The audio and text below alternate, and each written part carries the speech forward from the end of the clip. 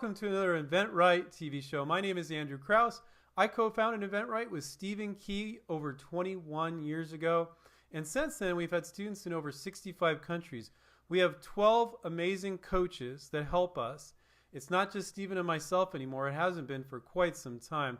And one of those coaches is actually a specialist as well. And his name is Paul Sorenson, and he's our negotiation coach. Our students, hey Paul, our students have a coach to guide them through the whole process, but when it gets to negotiations, it gets a little bit more dicey, and that's when Paul jumps in. How you doing, Paul? I'm doing good. Good. So I'm just going to throw some questions at you, and feel free to talk about whatever you want to talk about. You've got kind of a unique position here at InventRight, don't you? I do. Yeah, it's exciting too, isn't it? It is. It's really fun.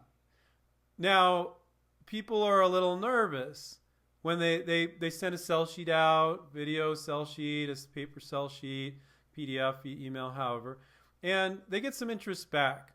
And at the appropriate time, the coach says, okay, you need to start talking to Paul now. Because when we get into a deep negotiation, they start talking to you. I like saying this to shock people. And I think it's very true. And I think it shows a lot towards what you do to move a deal forward. And not everybody watching is going to become a student of ours, so some tips you can give to move a deal forward from initial interest. So initial interest, getting that very initial interest to think that you talk to a company and they are now going to say, here's our formal process. You're going to do this and this and this and this. Is that the way it works? Almost never. Okay. Usually they start showing a little bit of interest, and they might even ask you some questions about what you're looking for, what terms, and so that's when students get really nervous, like, I don't know what I'm looking for. I don't know what terms. And so that's when they'll be working with their coach, and at a certain point, the coach will refer them to me, and I can help them transition and know kind of how to talk to the company about that. One thing that I really like about how we handle negotiations is I always tell people that you're basically doing the negotiation for them, but they're the mouthpiece. So because they're new to it all, like they drop you an email and it says something. And they're like, I don't know what to say to this. And Paul's like, oh, they say that all the time. Say this back. You got your first phone call coming up. You know, you want to know, like, what are the key things to focus on in different phone calls at different points of the process, right? And you prep them for that. So you're not on the call with them. Correct. But you're going to tell them exactly how to handle the call. Then you debrief after the call and go, okay, here's our next step. This is what we're going to do based on how that call went. Right. Right. I find that they want me to lay out how the call's going to go, and I don't know. So the best advice I can give them is to go in prepared to talk about their product, know what they want in general terms, and then the company will be asking them some questions. They have the opportunity to ask the company questions, and that is a big part of that is developing the relationship and the rapport. And, they might be asking, well, what are you looking for? Say, hey, I'm just looking for a royalty contract. Have you guys done one of those before? And whatever their answer is very revealing, because if they haven't, then we can guide them a little bit different than if they have. If they have, they know the drill. They've probably done have a contract that they like, and you can say, oh, great. Well, want to use the contract that you guys have used in one of your past deals as a starting point to see how we can work together. Yeah. But there's this whole, from initial interest to contract, there's all this back and forth to get to the contract. Occasionally, sometimes the company will send very early on. Usually it's a DRTV company, infomercial guys. But usually there's a lot of back and forth, and you're helping the student with that interaction. Oh, I don't know, we're a little concerned about manufacturing this piece, or we're concerned about cost, or concerned about this or that, and you're helping them go back and forth with the company. Is it this perception that on that first call that you're going to do some sort of deal, subconsciously or consciously, I think some inventors are thinking about that. What can you say to help our audience to get in the right mindset where they're not thinking things like that, which is very wrong to do that, right?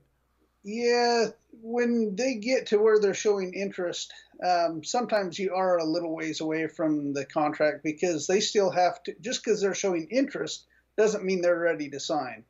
They might have some concerns about, hey, have you done some prior art search on this? Have you thought about this in the production? We're perceiving this problem. Have you thought about that? So if you've thought those things through and you have an answer that you can throw back at them, that puts them at ease. They're like, oh, okay, this is really a product developer, not just some guy that came up with a random idea.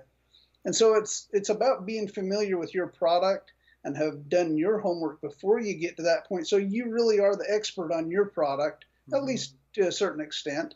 And then you're more open to answer questions that they might have to make them feel comfortable, which will then move the interest forward a little bit. So if an inventor got on, playing devil's advocate here, if an inventor got on a call with a company showed interest and they just sat there answering their questions, they didn't ask any, would they have done a good job on that first call? No, because it's a two-way interview, if you will. You want to be finding out about them. Like I mentioned before, you want to know, hey, what do you guys like about this product? How do you feel it fits into your product line? But Paul, they emailed back. They said this looks interesting. It's all done. No, I'm joking. No, but and subconsciously people want that because they have some anxiety. They want that to happen, but that's not the way it works. What's the average time from people showing initial interest to signing a deal? I mean, people get interest from multiple companies quite often.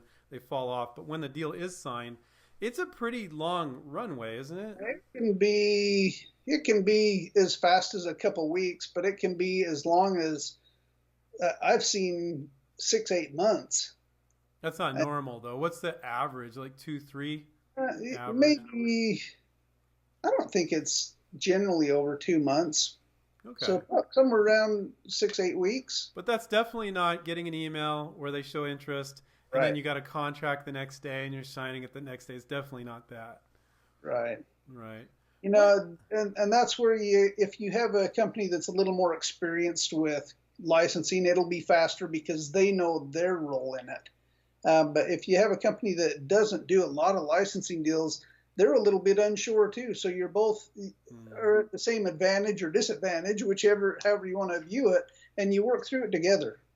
So would your advice be if a company, well, one of the things you always tell students, ask if they've done a licensing deal before. That's extremely telling. And why is that so important?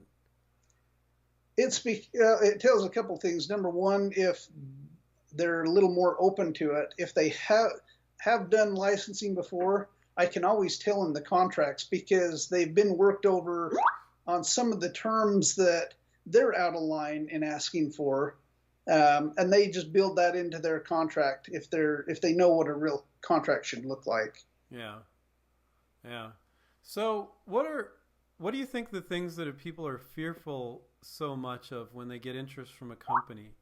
What do you think are the biggest fears people have when they get to that point? I mean, they have less fear because you're there by their side. At that point, you're really micromanaging.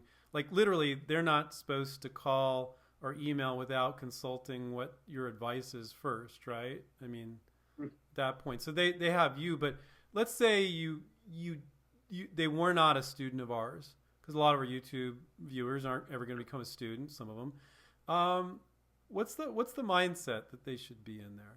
I think the biggest fear that they have is the unknown, and they have a lot of trepidation about what if they ask me something that I don't know.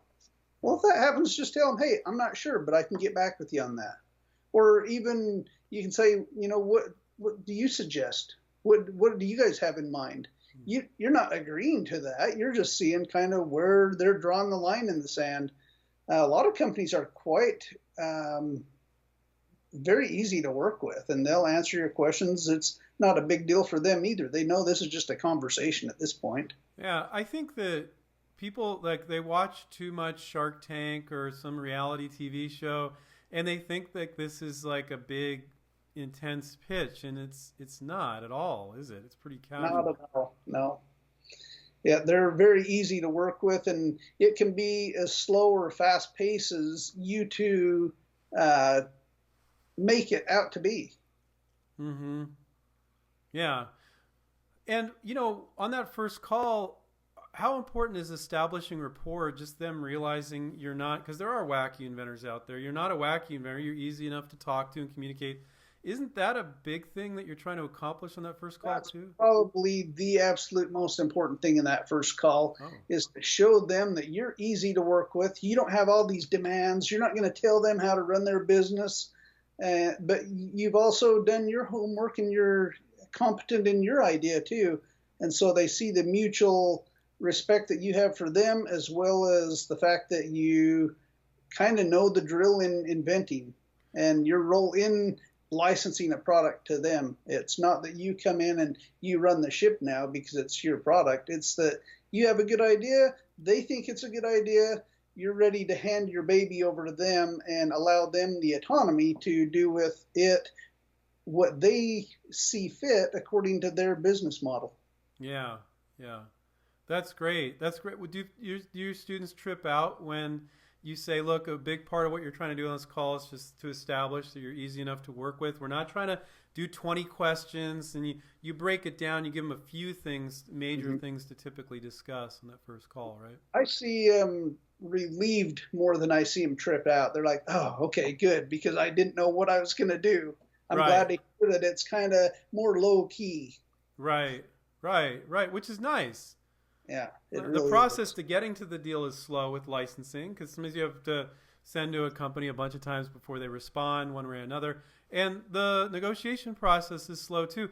They're making a big decision. They might be investing tens or hundreds of thousands of dollars in a product, and they need some time to think on this and consult with other people in the company, get quotes on manufacturing, and wait for a meeting to happen. That's not going to happen for 2 weeks with the rest of the team members.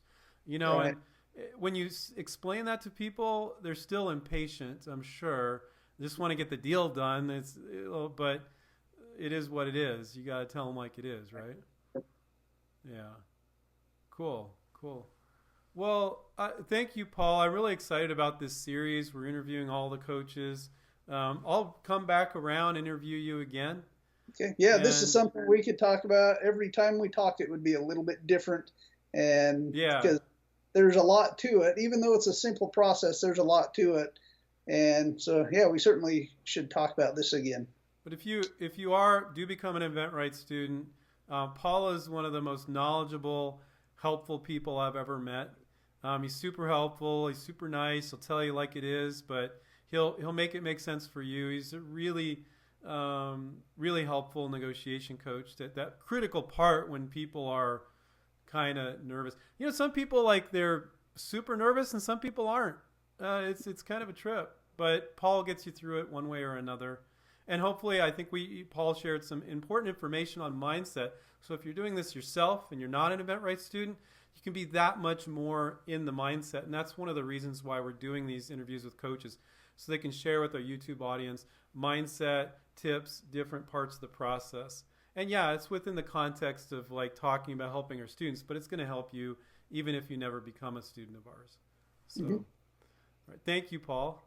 All right. Thanks for having me on. I look forward to coming back sometime. All right. Sounds good. Take care. Keep inventing, everybody, and we'll catch up with you next time. See ya.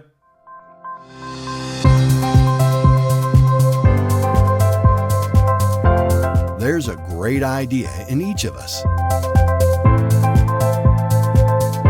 But it's truly magical to see it come to life.